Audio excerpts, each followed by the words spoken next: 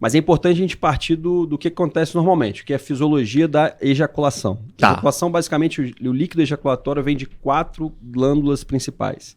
90% do líquido ejaculatório vem da glândula da próstata e da vesícula seminal. Portanto, a maioria dos distúrbios ejaculatórios, dor pré-ejacular, mudança da coloração do sêmen, são distúrbios que vêm da próstata e vesícula seminal. 90%.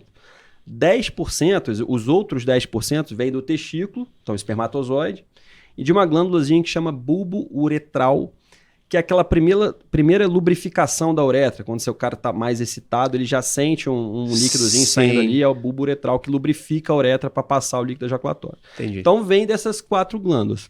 Beleza, isso que compõe o líquido seminal. E agora você tem as fases da ejaculação em si.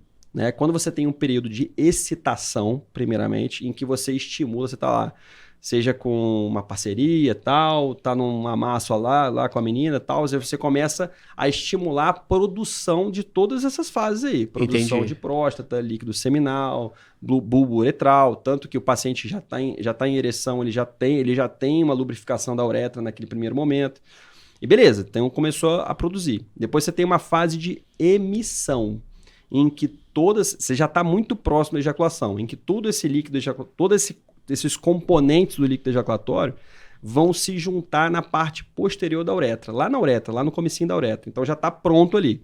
E por último, você tem uma fase de expulsão, que é a contração da musculatura pélvica, contração de é um sinergismo de contração e relaxamento da musculatura pélvica que você expulsa o líquido seminal. Então, isso é o normal, né? Então, por exemplo, se a gente for falar de ejaculação precoce, por exemplo...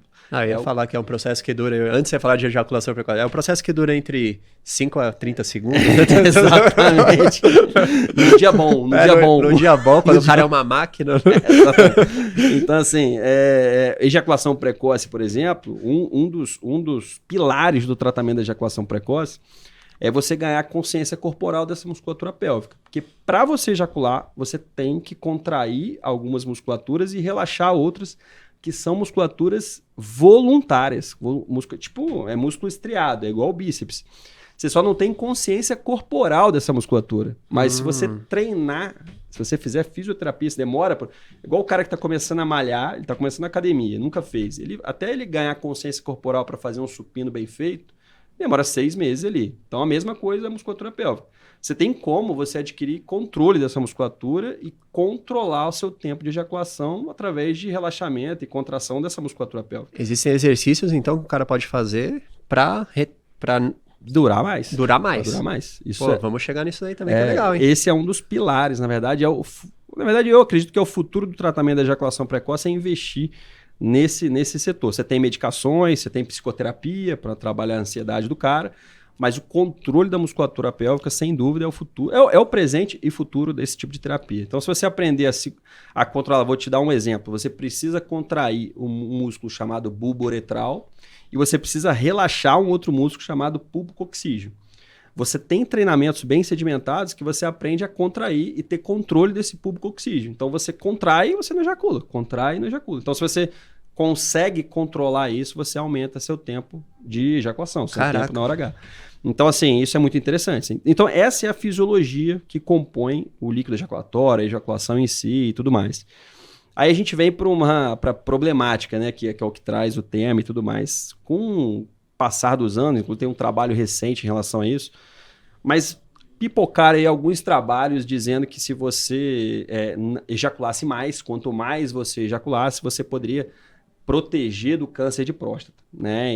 O último trabalho que saiu a isso comparou 2 grupos, um grupo que ejaculou mais de 21 vezes por mês, com outro grupo que ejaculou menos de 7 vezes, acompanhou, se eu não me engano, acho que 2 ou 3 anos e definiu que o grupo que ejaculou mais de 21 vezes desenvolveu menos câncer de próstata do que o outro grupo.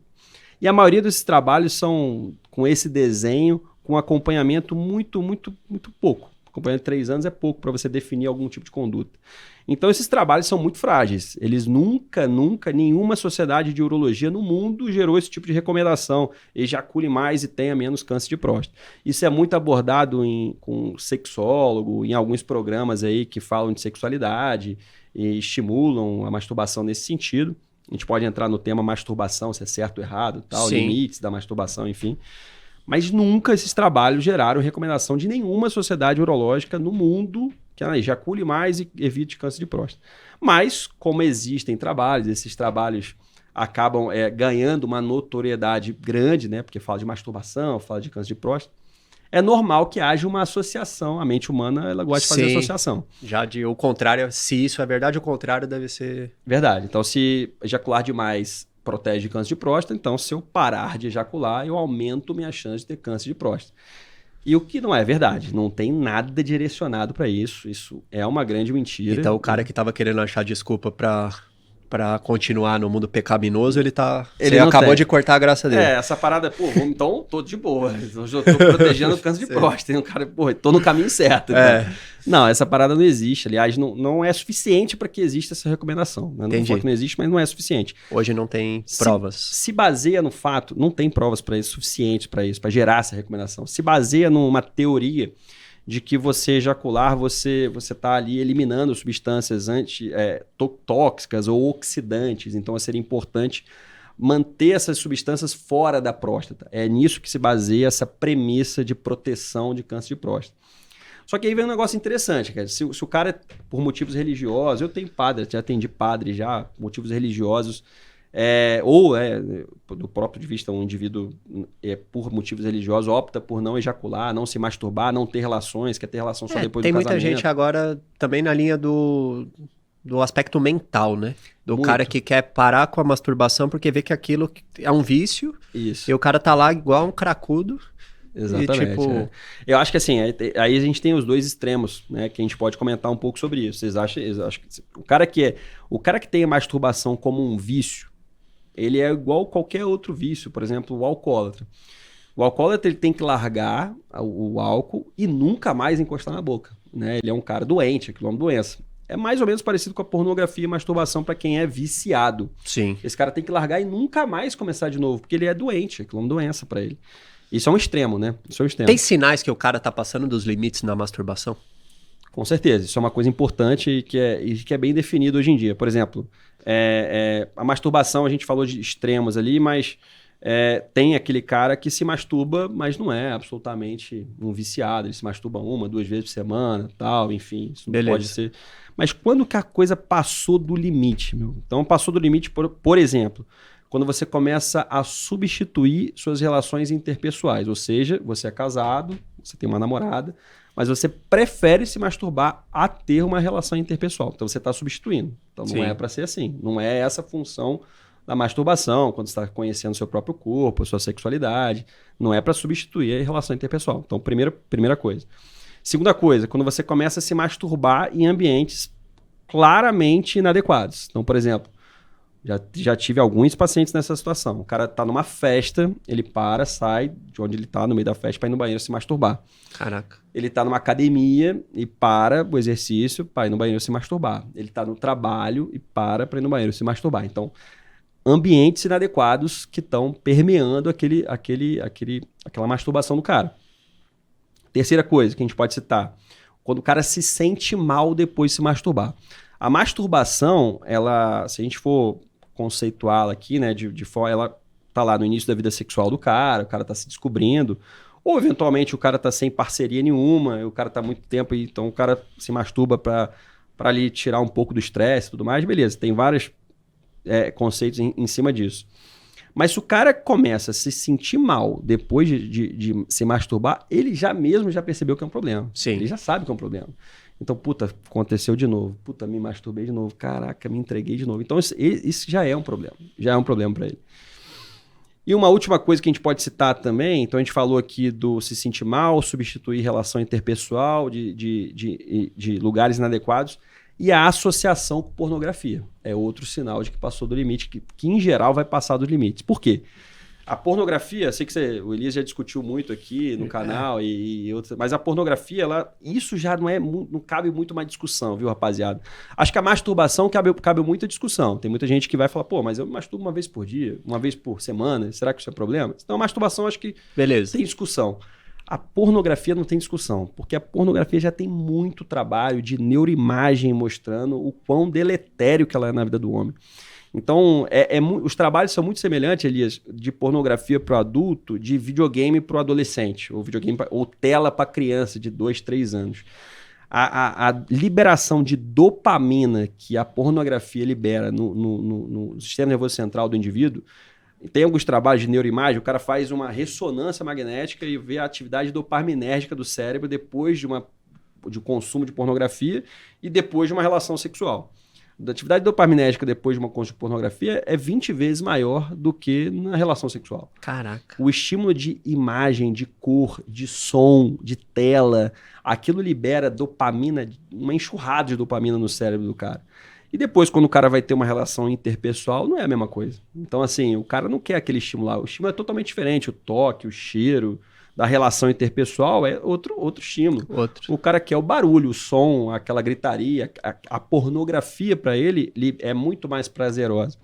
E o mais interessante, o que é mais interessante, a pornografia gera uma mudança estrutural no cérebro do cara, porque essa enxurrada de dopamina faz com que o cérebro diminua a expressão de receptores dopaminérgicos. Então é muita dopamina. Então ele vai tirando os receptores, escondendo os receptores. Então ele vai diminuindo a sensibilidade dele à dopamina. E aí olha a trajetória. O cara já não consegue atingir aquele mesmo prazer de antes. Ele precisa de cenas cada vez mais bizarras, ele precisa de consumir conteúdos cada vez mais diferentes da realidade, longe da realidade. E cada vez mais esse cara vai se afastando de relações interpessoais. Então esse cara vai se afastando socialmente. Então essa é a trajetória. Caraca, então assim, não afeta só a parte sexual, afeta até o cara se isolar de amigos, de tudo. Social, trabalho, tudo. Então assim, resumindo a sua pergunta inicial, sinais de que a masturbação passou dos limites, locais inadequados, quando o cara começa a se sentir mal por isso, associação com pornografia e o cara... Quanto que eu falei? Substituir, né? Substituir a relação interpessoal, associação com pornografia, locais inadequados e se sentir mal depois. Então são sinais que a gente pode entender que a coisa passou dos limites. Meu nome é Elias Mamã e esse é um corte do Verdade Cast, o podcast que tem a missão de descobrir novas verdades sobre todas as áreas que vão te ajudar a crescer na vida. Para assistir o episódio completo, clica aqui e não se esqueça de se inscrever